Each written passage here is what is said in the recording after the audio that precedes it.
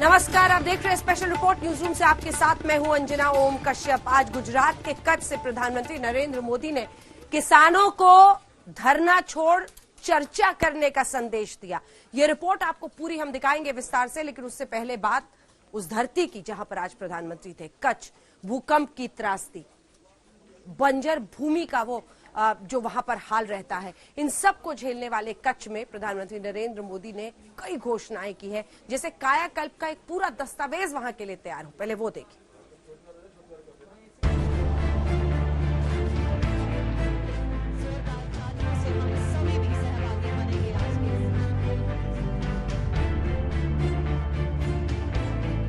प्रधानमंत्री नरेंद्र मोदी ने ये नई सौगात दी है कच्छ को। प्रधानमंत्री नरेंद्र मोदी ने गुजरात को 3 तोहफे दिए। पहला तोहफा रिन्यूएबल सोलर प्लांट, दूसरा तोहफा डिसेलिनेशन प्लांट, तीसरा तोहफा मिल्क प्रोसेसिंग प्लांट। खावड़ा में रिन्यूएबल एनर्जी पार्क हो, मांडवी में डिसेलिनेशन प्लांट हो और अंजार में सरहद डेयरी के नए ऑटोमेटिक प्लांट का शिलान्यास, तीनों ही कच्छ की विकास यात्रा में नए आयाम लिखने वाले हैं। सबसे पहले बात रिन्यूएबल सोलर प्लांट की। कच्छ के खावड़ा में बनेगा विश्व का सबसे बड़ा solar plant. Renewable solar plant की क्षमता 30,000 मेगावाट होगी। सिंगापुर, बहरीन जैसे देशों से बड़ा होगा रिन्यूएबल सोलर प्लांट। यहाँ 4,750 मेगावाट का सोलर विंड पार्क बनाया जाएगा। सोलर विंड पार्क 9,500 हेक्टेयर जमीन पर तैयार होगा। हजारों लोगों को रिन्यूएबल सोलर प्लांट के जरिए रोजगार मिलेगा। इस पार्क में सोलर के साथ साथ पवन ऊर्जा दोनों से करीब 30,000 मेगावाट बिजली पैदा करने की क्षमता होगी।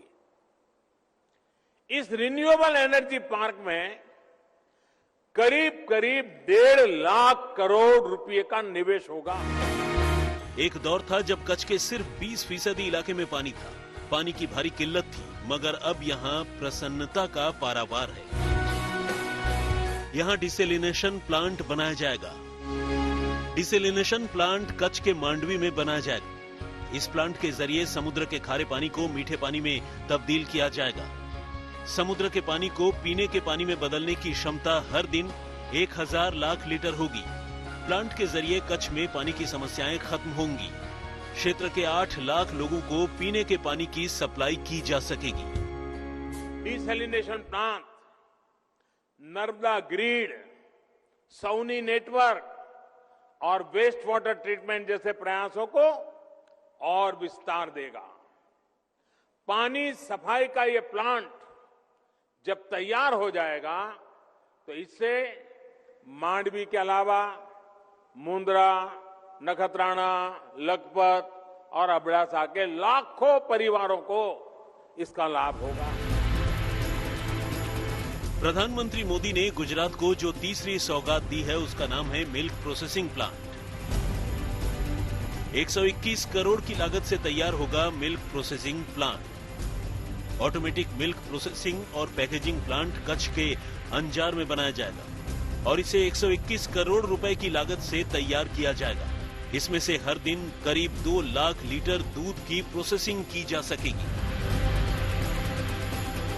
और इसका बहुत बड़ा लाभ यहां के मेरे किसान भाइयों बहनों को, पशुपालक भाइयों बहनों को, यहां के सामान्य नागरिकों को और विशेषकर हमारी माताओं बहनों को होने वाला है।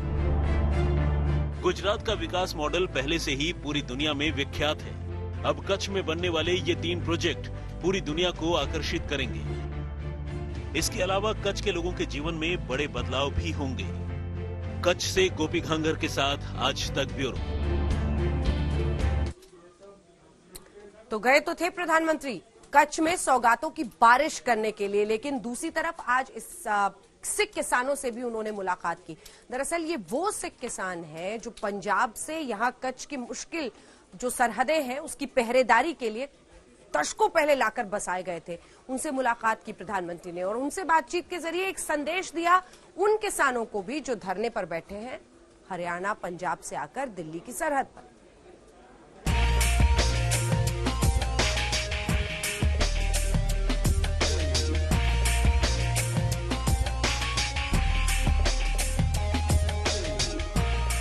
भारत पाकिस्तान सीमा पर बरसों से पहरेदारों की तरह डटे सिख किसानों के परिवारों से आज प्रधानमंत्री खुद मिलने पहुंचे तो सबके चेहरों से हैरत और खुशी दोनों फूट फूट कर बरसने लगी। पीएम मोदी किसानों के बीच ही बैठे। गांव की चौपाल की तरह माहौल में सबने प्रधानमंत्री से अपने सुख दुख बांटे, कुछ मांगे, कुछ जरूरतें भी सामने रखी और पीएम की ओर से एक्शन का भरोसा भी मिला। आप लोगों की क्या बिल को लेकर कुछ बातचीत हुई?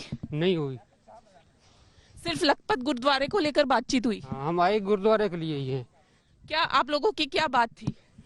गुरुद्वारा नया बनाने का था और कुछ नहीं।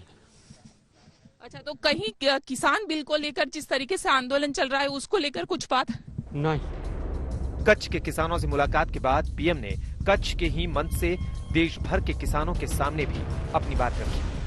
हाल में हुए कृषि सुधारों की मांग बरसों से की जा रही थी। अनेक किसान संगठन भी पहले ही मांग करते थे कि अनाज को कहीं पर भी बेचने का विकल्प दिया जाए, कि उनकी हर शंका के समाधान के लिए सरकार 24 घंटे तैयार है। किसानों का हित पहले दिन से हमारी सरकार की सर्वोच्च प्राथमिकताओं में से एक रहा है। जो भ्रम फैलाने वाले लोग हैं, जो राजनीति करने पर तुले हुए लोग हैं, जो किसानों के कंधे पर बंदूकें फोड़ रहे हैं, देश के सारे जागरूक किसान उनको भी परास्त करके रहेंगे। ऐसे वक्त में जब कृषि कानून के विरोध में पंजाब और हरियाणा के हजारों किसान दिल्ली के बाहर डेरा डाले बैठे हैं, कच्छ के सिख किसानों से खुशनुमा माहौल में मुलाकात के जरिए पीएम ने जता दिया कि सरकारी मशीनरी का किसी भी तबके के साथ ना कोई पूर्वाग्रह है, ना ही कोई हट है। गुजरात के पश्चिमी छोर पर बसे इन सिख किसानों से मुलाकात के जरिए पीएम ने ये संदेश भी दिया।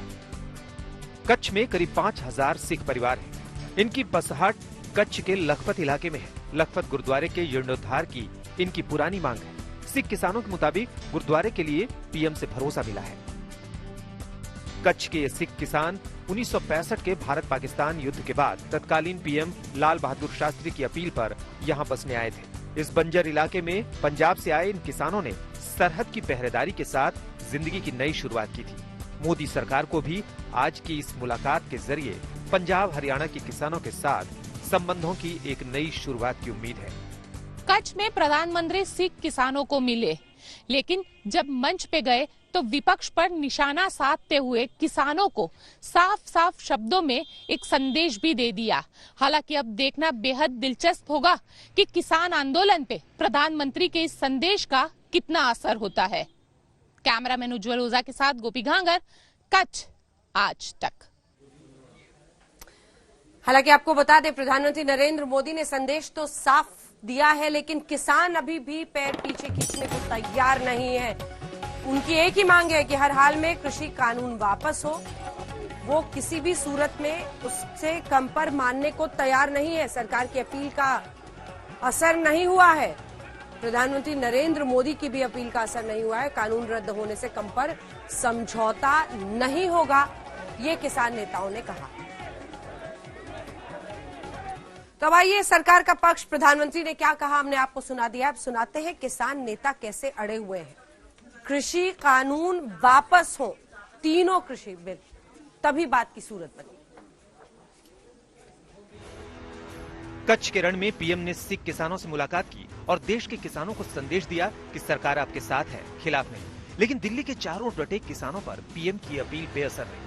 आंदोलनकारी किसान अभी भी उसी मांग पर डटे हैं कि कानून वापस लेने से कम कुछ भी मंजूर नहीं। सरकार ने हमारे से बातचीत करनी है तो इससे हटकर प्रपोजल को छोड़े, इसको रद्द करने की बात करे, तो हम किसान ये समझते हैं वर्ल्ड में बड़ी बड़ी लड़ाई हो जाती है, जंग हो जाती है, हर बार नेगोशिएशन से मसला हल होता है।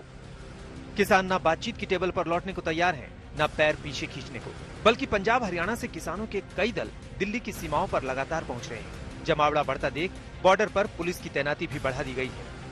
सिंघू बॉर्डर के धरना स्थल से करीब 1 किलोमीटर दूर ये लोहे के बैरिकेड हैं, ये फाइनल बैरिकेड हैं जिसके आगे ट्रैफिक चल रहा है। यहाँ से ट्रैफिक डाइवर्ट किया गया और यहाँ तादाद में आप देख सकते हैं पुलिस वालों की पोस्टिंग है। दिल्ली पुलिस के जवान हैं, CISF के जवान हैं, CRPF के जवान हैं, दंगा निरोधक टुकड़ी है RAF की, और इसके अलावा BSF की भी टुकड़ियां यहाँ पर तैनात हैं।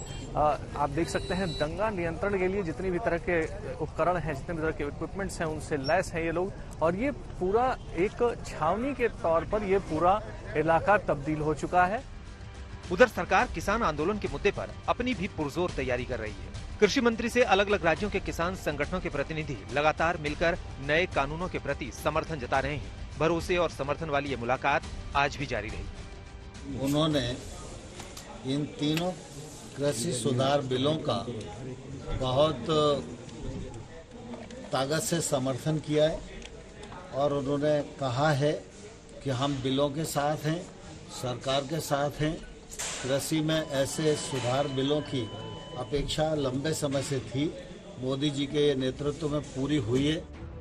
केंद्र सरकार की रणनीति फिलहाल यही दिख रही है कि आंदोलनकारी किसानों का जवाब समर्थन देने वाले किसान संगठनों के जरिए दिया जाए, ताकि ताकत कम होती देख आंदोलनकारी फिर से बातचीत की टेबल पर लौटें। दिल्ली से अभिषेक आनंद और हिमांशु मिश्रा के साथ आज तक ब्यूरो। तो किसान अपनी मांगों पर अड़े हुए हैं, लेकिन इस बीच बीजेपी की कोशिशें कम नहीं हो रही हैं। भारतीय जनता पार्टी के तमाम नेता, मंत्री, मुख्यमंत्री राज्यों के, वो भी कोशिशें कर रहे हैं। अलग अलग जगहों पर किसानों के साथ पंचायत करके उन्हें समझाने की कोशिश की जा रही है। ऐसा ही भोपाल में करते नजर आए शिवराज सिंह चौहान, मध्य प्रदेश के मुख्यमंत्री।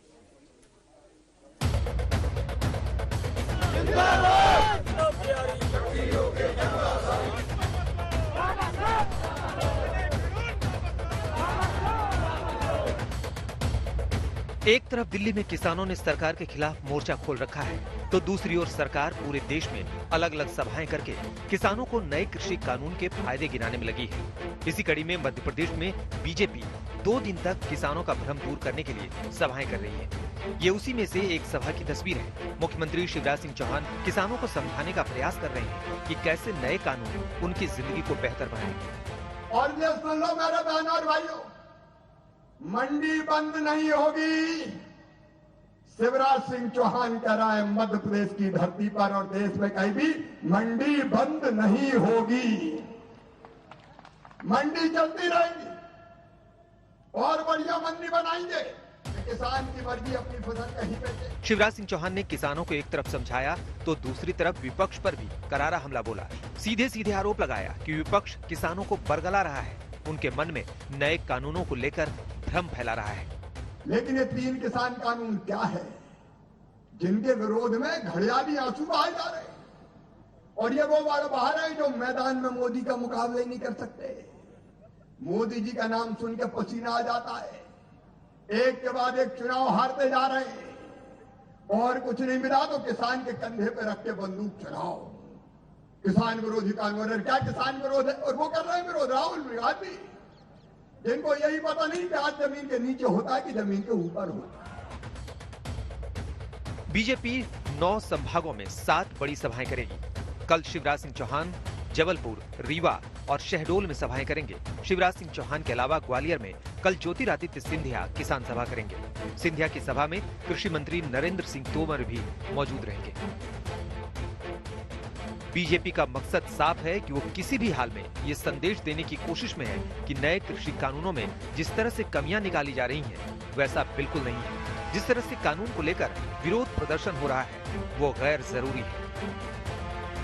बीजेपी चाहती है कि अगर देश के अलग अलग हिस्सों से किसानों के लिए बनाए गए कृषि कानूनों के समर्थन में आवाज उठने लगेंगी, तो विरोध की आवाज कमजोर जरूर पड़ेगी। हेमेंद्र शर्मा के साथ रवीश पाल सिंह, भोपाल, आज तक। तो देखा आपने किस तरह से बीजेपी के तमाम नेता, मुख्यमंत्री कोशिश ये कर रहे हैं कि किसानों को एक संदेश वो देश भर में दे सके। इस बीच हमने त्रिपुरा के मुख्यमंत्री बिप्लब देव से बात की है। इसी मुद्दे पर सुनिए। इस वक्त हमारे साथ बिप्लब देव मुख्यमंत्री त्रिपुरा के जुड़ रहे हैं। बहुत स्वागत है बिप्लब देव जी आपका आज तक पर। मेरा पहला सवाल आपसे यही है कि आप ये कह रहे हैं कि माओवादी इस किसान आंदोलन में घुस गए हैं, क्या प्रामाणिकता के साथ आप ये बात कह रहे हैं? और क्या आपको लग रहा है कि किसान आंदोलन सरकार की बहुत बड़ी मुश्किल बन गई है? कैसे रास्ता निकलेगा? 20वां दिन है आज। बिप्लब देव जी देखिए अंजना जी, रास्ता तो चर्चा के माध्यम से ही खुलती है, जो माननीय प्रधानमंत्री ने आज इस विषय में स्पष्टता के साथ बोला है।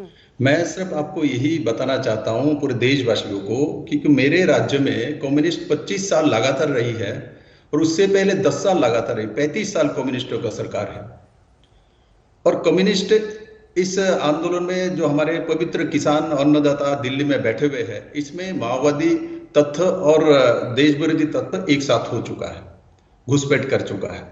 मेरे राज्य में 25 साल लगातार सरकार, यहाँ एपीएमसी लागू हुई थी 1980 में लागू किया था कम्युनिस्ट सरकार में 21 जगह पे, किंतु एपीएमसी में जो सुविधा दिया जाता है उसको कुछ भी नहीं मिली। उसमें उल्टे किसान उस जगह पे लेके पेडी लेके आएगा तो इनको 2 रुपया चार्ज देना पड़ेगा, और जो मिडलमैन है 500 रुपये में 8 रुपया लेता है। इस तरीके से किसान को मिडलमैन लूट रहा था कम्युनिस्ट के स्टेट्स में।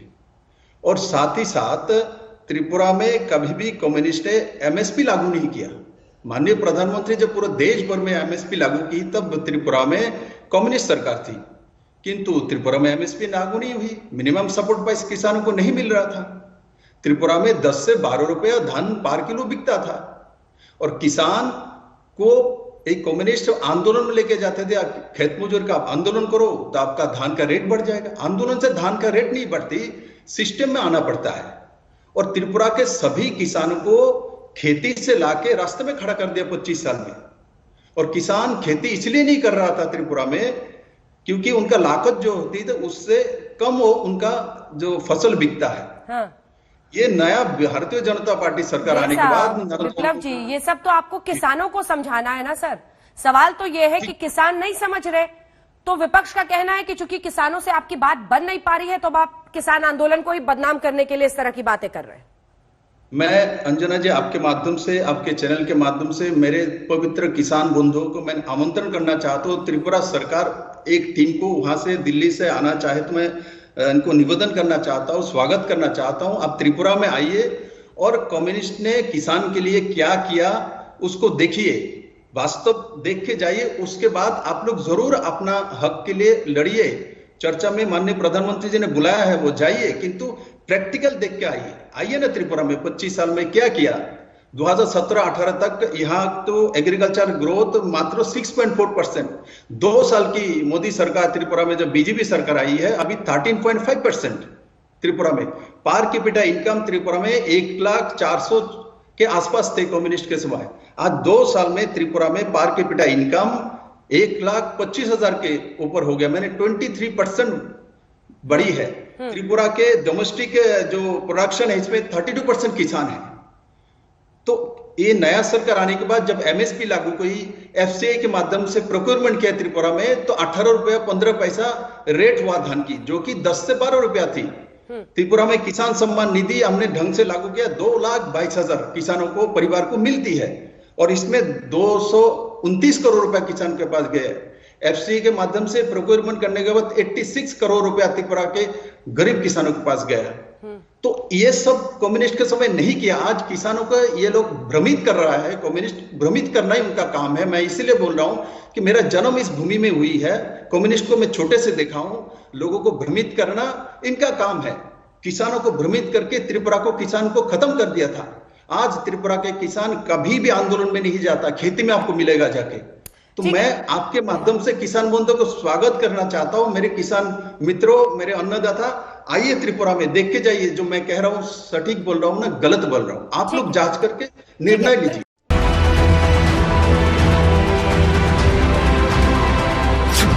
ठंड ने बोल दिया है लोगों पर धावा। ज्यादा ठंड पड़ रही भैया, कोहरा भी काफी पड़ रहा है। दिसंबर में शीतलहर से बंध गई कपकपी। ठंड हो रही है, कोहरा बहुत ज्यादा हो रहा है।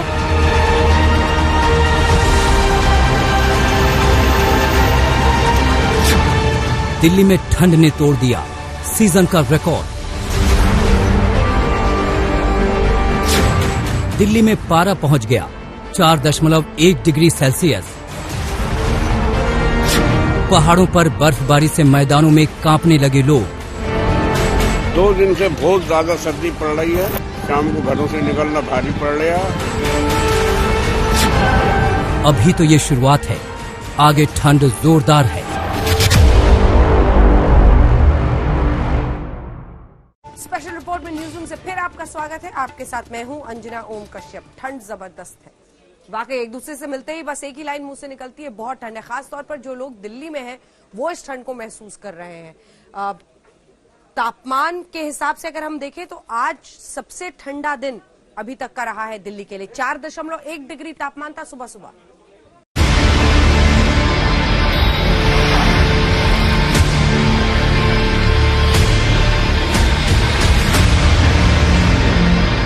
दिल्ली में एकदम से ठंड ने ऐसा धावा बोला कि हर कोई कहने लगा है बड़ी ठंड है।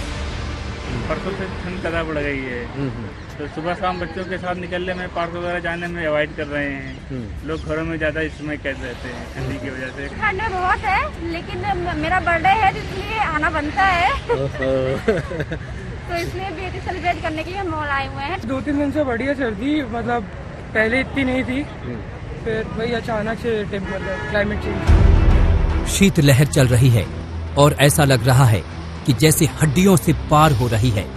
अभी तक दिल्ली में जो लोग चौड़े होकर घूम रहे थे अब सिकुड़ सिकुड़ कर चल रहे हैं। शाम होते ही तो जैसे लोग छुप जा रहे हैं।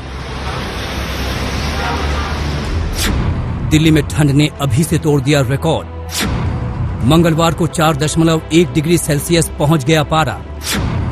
दिसंबर में कड़ाके की ठंड ने दे दी है दस्तक। और राजधानी में इतनी कड़ाके की ठंड के बीच किसान आंदोलन भी चल रहा है। जैसे ही सोमवार यानी 14 दिसंबर की रात को ठंड प्रचंड हुई तो दिल्ली में सिंघू बॉर्डर, टिकरी बॉर्डर और गाजीपुर बॉर्डर की तस्वीरें ही बदल गई। जी हां, आंदोलन कर रहे किसान कंबल ओढ़े, दबे ढके और चाय की चुस्कियां लेते हुए नजर आए। दिल्ली की सर्दी के बारे में यूं तो पूरी दुनिया जानती है, लेकिन पारा अभी और लुढ़केगा। पहले ही जो पारा 5 डिग्री सेंटीग्रेड से नीचे जा चुका है वो हफ्ते भर यूं ही रहने के आसार हैं। लेकिन इंतजार कीजिए दिसंबर के आखिरी हफ्ते का, जब सर्दी और सितम ढाएगी और हड्डी तक कपकपा देगी। दिल्ली में 12 दिसंबर को बारिश हुई, पहाड़ों पर बर्फबारी हुई। बर्फबारी और बारिश का संगम ऐसा बना कि शीतलहर चलने लगी और अब बॉर्डर पर धरना प्रदर्शन दे रहे किसान कह रहे हैं बहुत ठंड है। अभी बारिश होने से ठंड काफी पड़ गई है और अलाव के सहारे से हम यहाँ अपना समय व्यतीत कर रहे हैं और चाय बना लेते हैं, चाय पी लेते हैं गरम गरम। और यहाँ लोग बैठे हैं, आँच का ही सहारा है, छत है नहीं, और बैठे बैठे अपना समय पास। क्या है, ये अपनी है तो ये लोही है, इसी के सहारे से ही अपनी रात काट रहे हैं। और अलाव जल रहा है, अलाव के सहारे से, और तो सरकार ने तो कोई सुविधा दी नहीं है। हम लोग अलाव का सहारा ले रहे हैं, बीच बीच में दूध का इंतजाम हो जाता है तो चाय भी ले रहे हैं। जैसे कि ठंड के लिए मैंने ये अपनी जैकेट का ये स्कार्फ पहन रखा है। हालांकि ठंडी हवाओं के चलते एयर क्वालिटी यानी हवा की गुणवत्ता में सुधार हुआ है, लेकिन दिल्ली में ठंड पिछले 3 दिन में प्रचंड हो गई है।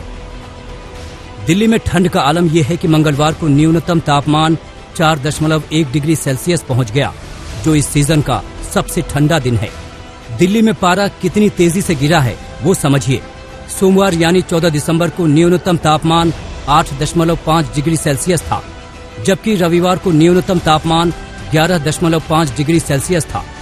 हम आपको बता दें कि जब भी मैदानी इलाकों में न्यूनतम तापमान 10 डिग्री सेल्सियस या उससे नीचे होता है और लगातार 2 दिनों तक सामान्य से 4.5 डिग्री कम रहता है तो शीतलहर चलने की घोषणा की जाती है।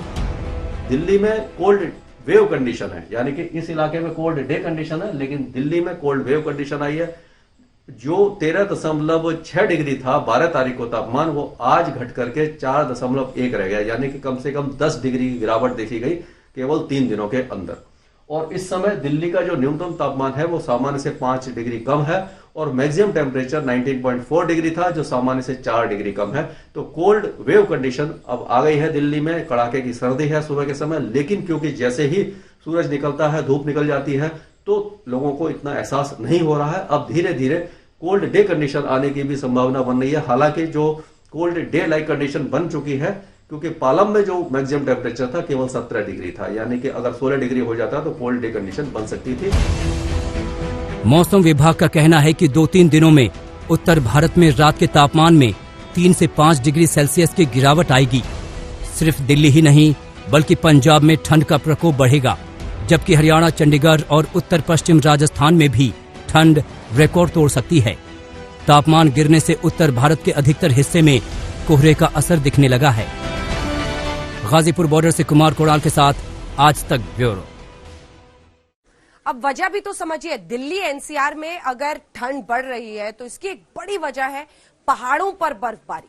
तो आइए आपको लिए चलते हैं पहाड़ों पर, चाहे वो हिमाचल प्रदेश हो, उत्तराखंड हो, जम्मू कश्मीर हो, इन तमाम जगहों पर बर्फबारी की वजह से मैदानी इलाकों में ठंड बढ़ रही है। अच्छा, जितनी वहां बर्फबारी होगी, बारिश हो, मौसम खराब हो, वैसे ही मैदानों का भी हाल हो जाता है।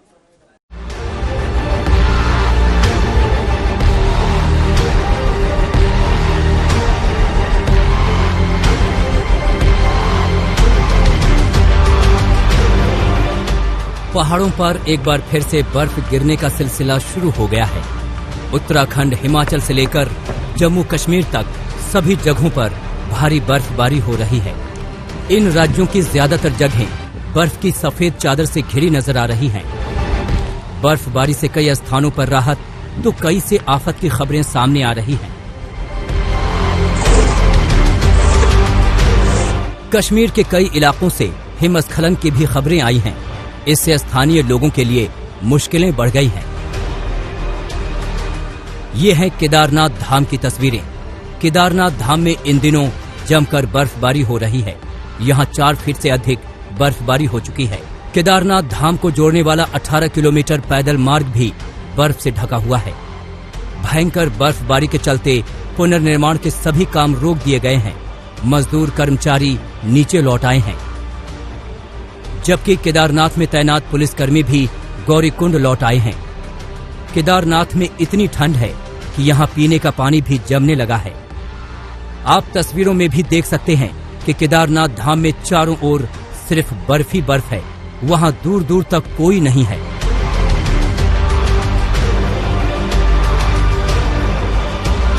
औली में भी जमकर बर्फबारी हुई तो औली की ढलानों में सफेदी छा गई। औली हर तरफ सफेद बर्फ से चमचमा रही है, मानो कुदरत ने औली की खूबसूरती पर 4 चांद लगा दिए हों।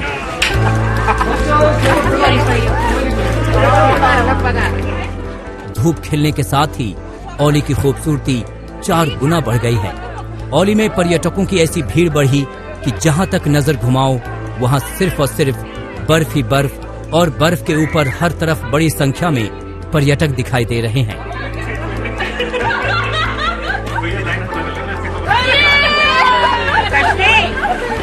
आप पहाड़ों की ये तस्वीरें देख रहे हैं। उत्तराखंड से रुद्रप्रयाग, औली और बागेश्वर में भयंकर बर्फबारी हो रही है, तो हिमाचल प्रदेश के लाहौल स्पीति से लेकर मंडी में बर्फ ही बर्फ है। तो जम्मू कश्मीर के पटनी टॉप में खूब बर्फबारी हो रही है। और पहाड़ों की यही बर्फबारी उत्तर भारत के मैदानी इलाकों में रहने वाले लोगों को कंपकपा रही है, ठंड से उनकी गठरी बना रही है। उत्तर भारत में बीती रात अचानक मौसम में बदलाव आया है। हर कोई ठंड से ठिठुर रहा है। ये सब पहाड़ों पर हो रही बर्फबारी से हो रहा है। हम आपको बता दें कि ये बर्फबारी अगले 24 घंटों में और भयंकर होगी। साथ ही पहाड़ों पर बारिश भी होगी, जिससे दिल्ली एनसीआर से लेकर मैदानी इलाकों में भयंकर ठंड बढ़ेगी। जो बर्फबारी हुई है, यानी कि शिमला के आसपास और जो जम्मू कश्मीर, हिमाचल प्रदेश, उत्तराखंड, गिलगिट बाल्टिस्तान, मुजफ्फराबाद और लद्दाख, इन सारे इलाकों में जो हैवी स्नोफॉल हुआ है, तो वहां से जो बर्फीली हवाएं आ रही हैं वो तापमान को गिरा रही हैं। तो अभी जो कड़ाके की सर्दी अब शुरू हो चुकी है, आगे तापमान और गिर सकते हैं, इसलिए अपना ख्याल रखें और सावधानी बरतें। अब उत्तर भारत के मैदानी शहरों के लोगों को अगले 2-3 दिन कड़ाके की ठंड के लिए तैयार रहना होगा, जिसके चलते पंजाब, हरियाणा, दिल्ली, राजस्थान, उत्तर प्रदेश और मध्य प्रदेश के तापमान में गिरावट दर्ज हो सकती है। वहीं मुंबई सहित महाराष्ट्र, गुजरात और मध्य प्रदेश में बारिश जारी रहेगी। मौसम विभाग के मुताबिक 14 से 15 दिसंबर के दौरान यूपी के अलग अलग इलाकों में घना कोहरा छा सकता है। ऐसे में मौसम जबरदस्त करवट लेने वाला है और इस मौसम में बेहद सावधान रहने की जरूरत है, क्योंकि कोरोना में ठंड डबल आफत ला सकती है। आज तक ब्यूरो। जिस तरह से देश में मौसम पलटा है और अचानक ठंड बढ़ी है, देखिए ठंड सिर्फ एक खतरा नहीं है, सवाल ये भी है कि क्या ठंड के साथ साथ कोरोना का खतरा भी उतना ही बड़ा हो जाएगा। दिखाते हैं आपको अपनी इस रिपोर्ट के जरिए हम कि ठंड बढ़ने के साथ ही कोरोना के मामले बढ़ने की आशंका क्यों जाहिर की जा रही है।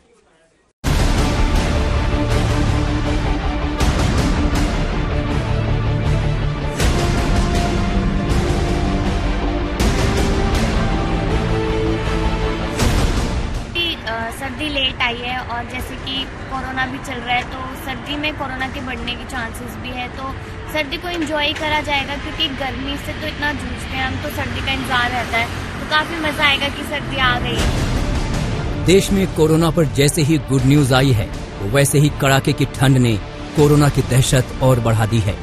हम आपको बता दें कि भारत में कोरोना मरीजों की संख्या 99 लाख के पार पहुंच गई है और भारत में कोरोना से ठीक होने वाले लोगों की संख्या में भी जबरदस्त इजाफा देखने को मिल रहा है। फिलहाल देश में रिकवरी रेट 95.12% है, जो कि दुनिया में सबसे अधिक है। देश की राजधानी दिल्ली में अब कोरोना की रफ्तार धीमी हो रही है। पिछले 24 घंटे में यहां 1376 नए मामले सामने आए, जबकि 60 लोगों की मौत हुई। लेकिन कोरोना के इस गुड न्यूज पर घर से बाहर निकलने की नहीं, बल्कि घरों में छुपकर बैठने की सलाह दी जा रही है। वो इसलिए क्योंकि कश्मीर से लेकर उत्तराखंड और हिमाचल प्रदेश में भयंकर बर्फबारी हो रही है और इस बर्फबारी से दिल्ली समेत उत्तर भारत का मौसम बदल रहा है। और ये मौसम कोरोना के लिए जितना मुफीद है, कोरोना लोगों के लिए उतना ही घातक है। खासकर बच्चे, बुजुर्ग और बीमार लोगों को ठंड से बचाव करने की अधिक जरूरत है, क्योंकि ठंड में रक्त की धमनियां सिकुड़ जाती हैं, साथ ही खून भी गाढ़ा होता है। ऐसे में रक्त संचार प्रभावित होता है और रक्तचाप बढ़ता है। हृदय, सांस, रक्तचाप और शुगर के मरीजों को बेहद सावधानी बरतने की जरूरत है। सुबह शाम घर से बाहर न निकलें तो बेहतर है। ठंड के बचाव के लिए गर्म कपड़े अच्छे से पहनें। खान पान में तला भुना और ठंडी चीजों से परहेज रखें। हरी सब्जियां, फल, सूप वगैरह का अधिक सेवन करें। शुगर के मरीज मीठा बिल्कुल भी न खाएं। ठंड में बच्चों में भी बीमारियों का खतरा रहता है, जैसे निमोनिया के लक्षण, बुखार, सांस की गति बढ़ना और खांसी हैं। ठंड के मौसम में तापमान में जब उतार चढ़ाव होता है, तब निमोनिया का खतरा सबसे अधिक बढ़ जाता है। ठंड में बच्चे कोल्ड डायरिया का भी शिकार हो रहे हैं। बच्चे को तरल पदार्थ ज्यादा दें। आज तक ब्यूरो। इस बार सारे मौसम विशेषज्ञ कह रहे हैं कि ठंड सारे पिछले रिकॉर्ड्स तोड़ सकती है। क्यों इतनी भयंकर ठंड की आशंका है, संकेत है, रिपोर्ट में देखिए।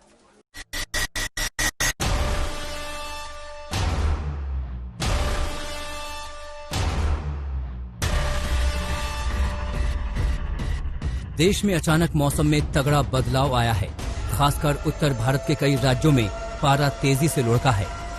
मौसम वैज्ञानिकों के मुताबिक इस साल आमतौर से ज्यादा ठंड पड़ेगी। इसके कई कारण गिनाए जा रहे हैं। वैसे उत्तरी इलाकों में शीतलहर तेज होने की वजह इस क्षेत्र का लैटिट्यूड यानी अक्षांश रेखीय इलाकों के नजदीक होना है। मिसाल के तौर पर अगर दिल्ली को लें तो ये जम्मू कश्मीर, हिमाचल प्रदेश और उत्तराखंड से घिरा हुआ है। यहाँ से चलने वाली ठंडी हवाएं दिल्ली समेत पूरे उत्तर भारत को ठंड में डुबो देती हैं। ये हर साल होता है, लेकिन इस बार सर्दियां और कड़ाके की पड़ सकती हैं। इस साल 15 नवंबर से ही ऊंचाई वाली जगहों पर बर्फबारी शुरू हो गई और ठंड बढ़ गई। इसकी वजह है पश्चिमी विक्षोभ, जिसके कारण वहां से ठंडी हवाएं आ रही हैं।